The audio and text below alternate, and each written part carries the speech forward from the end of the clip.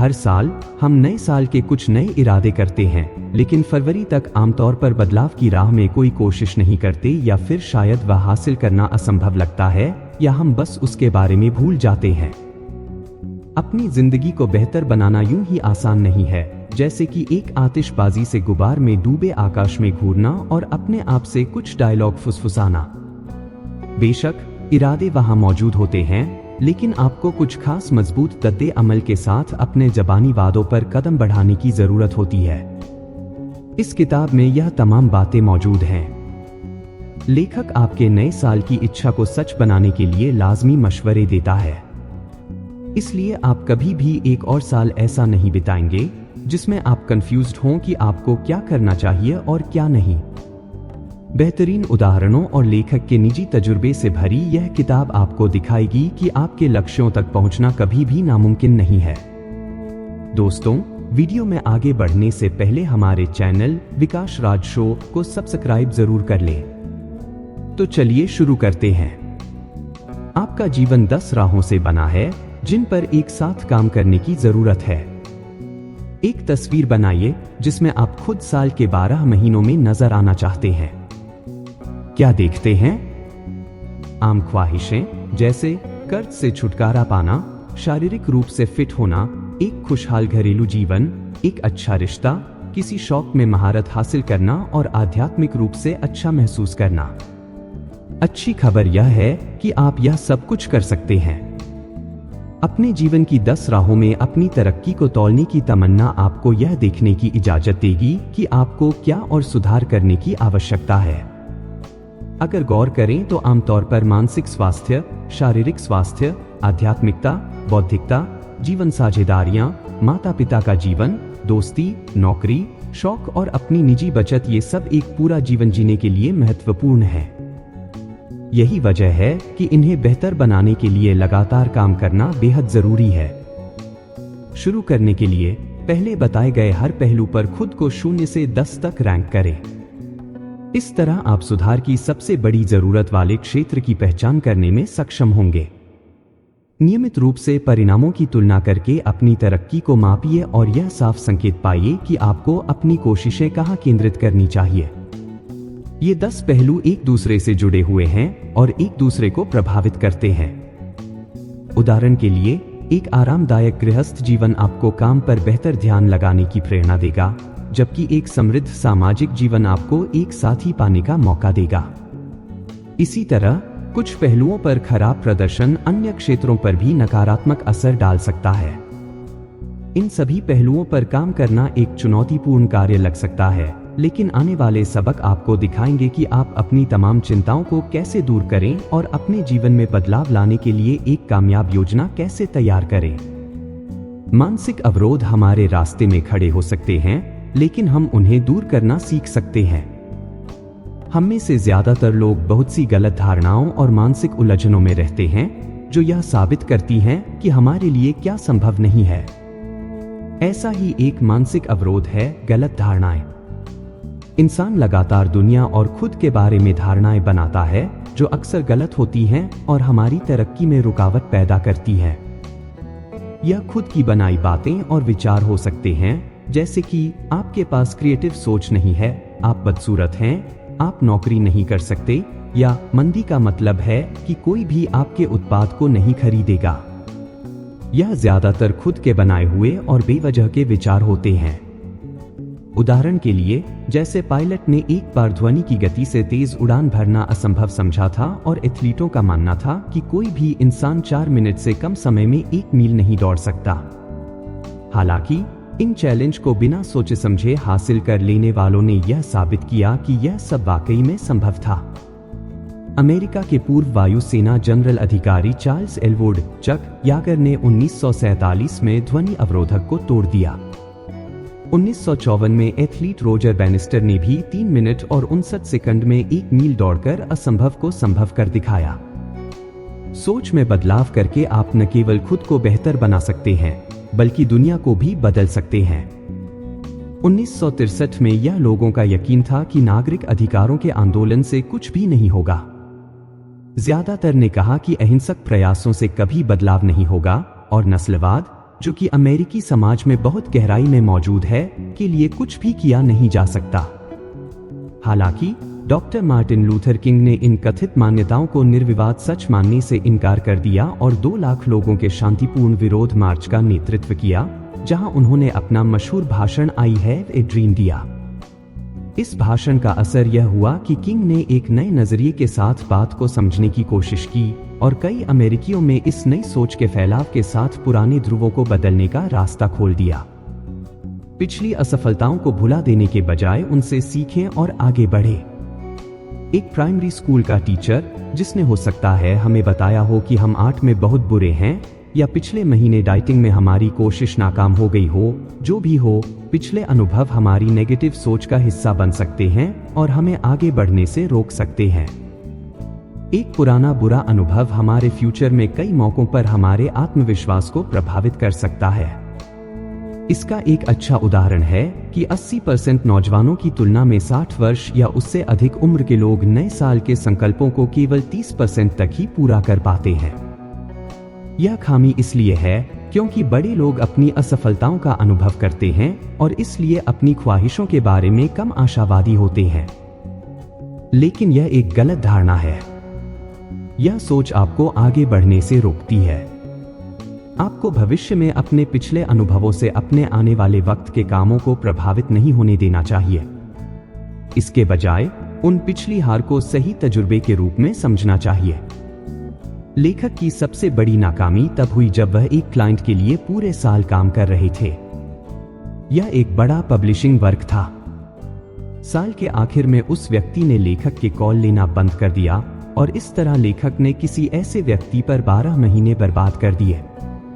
नतीजा यह हुआ कि लेखक ने अंतिम समय में किसी दूसरे पब्लिशर के साथ काम करने का फैसला किया।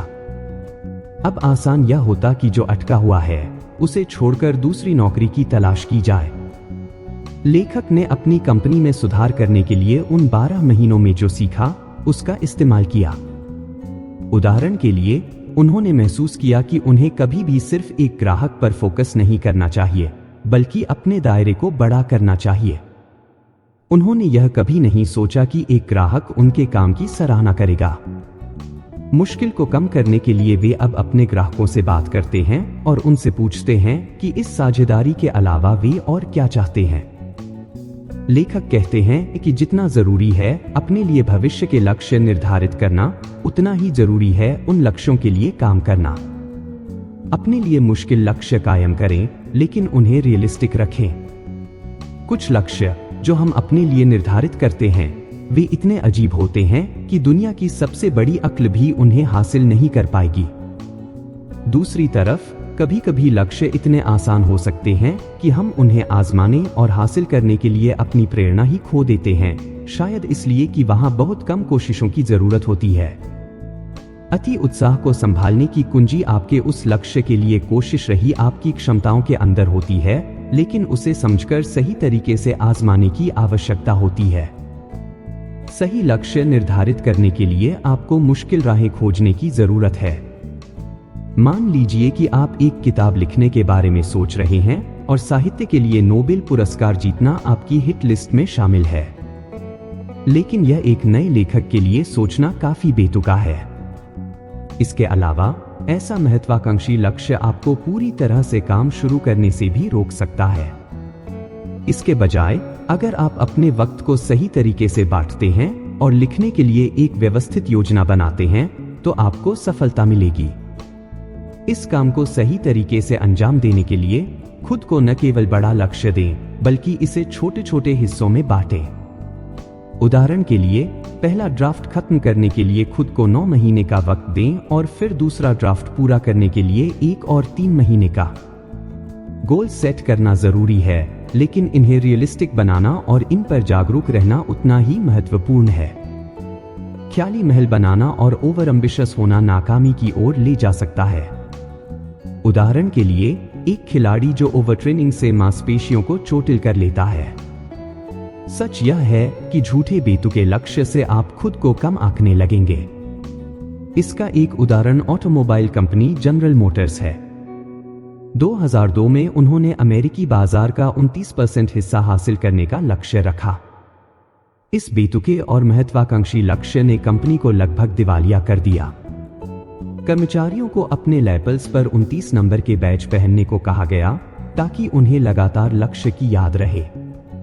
कर्मचारियों ने बिक्री पर इतना ध्यान केंद्रित किया कि उन्होंने जीरो ब्याज वाली कारों को बेचना शुरू कर दिया, जिससे कंपनी का पैसा बर्बाद हुआ और इसकी बॉटम लाइन प्रभावित हुई। नतीजा यह हुआ कि कंपनी का बिजनेस कमजोर हो गया और 29% का लक्ष्य कभी हासिल नहीं हुआ। जनरल मोटर्स ने इसे अच्छी तरह से माना तो उन्हें एहसास हुआ कि लक्ष्य भ्रम था और इस गलतफहमी से बचना ही ठीक होगा। तब तक काम करें जब तक आप छोटे और अक्सर कार्यों के आदी नहीं हो जाते, फिर आप सब कुछ पूरा कर पाएंगे। सोचिए कि आपको बाइबल जैसी लंबी किताब पढ़नी है। यह लगभग 1 लाख शब्दों की है। इसे सरल लक्ष्य बनाने के लिए हर सुबह 20 मिनट के काम में ब्रेक लें और 1 साल में पूरी बाइबल पढ़ लें। जब आप कम वक्त में बड़े कामों को बांटते हैं तो उसका इनाम बहुत अच्छा हो सकता है। यह उन कामों पर भी लागू होता है जो मुश्किल कामों से निकले थे। एक काम जिसे हम मजे से लेते हैं वह कुछ ऐसा है जैसे एक छड़ी से गाजर की तरफ चले जाना, यानी एक सजा से एक इनाम तक जाना। जो लोग बाइबल पढ़ने का इरादा रखते हैं वे पहले इसे कठिन समझ सकते हैं, लेकिन एक बार शुरू होने के बाद वे आध्यात्मिक और शांतिपूर्ण पलों का मजा लेते हैं जो इसे पढ़ने के साथ मिलता है। काम करने पर आप उसके आदी हो जाते हैं। आप में से कुछ लोगों ने सुना होगा कि एक आदत के आदी होने में 21 दिन लगते हैं, लेकिन कुछ काम नशे की लत से कुछ दिन पहले ही हो जाते हैं, जबकि कुछ लोगों को 200 से अधिक दिन लग सकते हैं। यूनिवर्सिटी कॉलेज लंदन के शोधकर्ताओं के अनुसार किसी कार्य को नशे की आदत में बदलने के लिए औसत दिनों की संख्या 66 है। किसी काम के आदी हो जाने को आसान बनाने के लिए आपको उसके लिए खुद को इनाम देने की जरूरत होती है। हालांकि यह ऐसा नहीं है कि आप उन 20 पाउंड बहा देने के बाद खुद को एक नया सूट खरीद लें। मुश्किल राह के कामों को पूरा करने के लिए एक इनाम मिलना, जैसे प्यार और खुशी की भावनाएं, काफी प्रेरणादायक हो सकता है। आप बस अपने लंबे चलने वाले लक्ष्य की तरफ ध्यान रखते हुए चलिए। इनाम खुद मिल जाएगा, जो आपकी कामयाबी ही होगा। आप अपने कार्य को एक गेम में बदलकर अपने उत्साह को भी बढ़ा सकते हैं। अपने कैलेंडर पर रोज के काम को टिक करें और यह देखने की कोशिश करें कि आप इसे कितने दिनों में कर सकते हैं। फोन ऐप्स यहां बहुत काम आ सकते हैं। लेखक एक ऐप का उपयोग करता है जिसमें आपको वर्चुअल प्लांट को पानी देने से पहले 1 गिलास पानी पीने का निर्देश दिया गया है। इसे एक गेम में बदलकर वह पूरे दिन पानी पीने के काम को मजेदार बनाते हैं। खुद को पहचानें और याद दिलाएं कि आप प्रेरित रहने के लिए सब कुछ क्यों कर रहे हैं। किसी काम से चिपके रहने और सकारात्मक बने रहने के लिए आपको उससे जज्बाती लगाव बनाने की जरूरत है। आपको यह समझने की आवश्यकता है कि वह काम आपको एक बेहतर इंसान क्यों बनाता है। अपनी खास प्रेरणा की पहचान करके काम शुरू करें। किसी खास काम को करने के कारणों की सूची बनाएं, फिर सबसे मजबूत वजह निकालें। जैसे अगर आपका लक्ष्य ज्यादा से ज्यादा काम करना है तो इसके कुछ कारण हो सकते हैं, जैसे मैं मोटा होने के कारण बीमार हूं, मैं खुद को साबित करना चाहता हूं कि मैं सफल हो सकता हूं, कसरत मुझे तंदुरुस्त और खुश रखती है। यहां वह सब नकारना जरूरी है कि लोग इसके बारे में क्या सोचते हैं। जरूरी यह है कि आपको इसके साथ कैसा लगता है।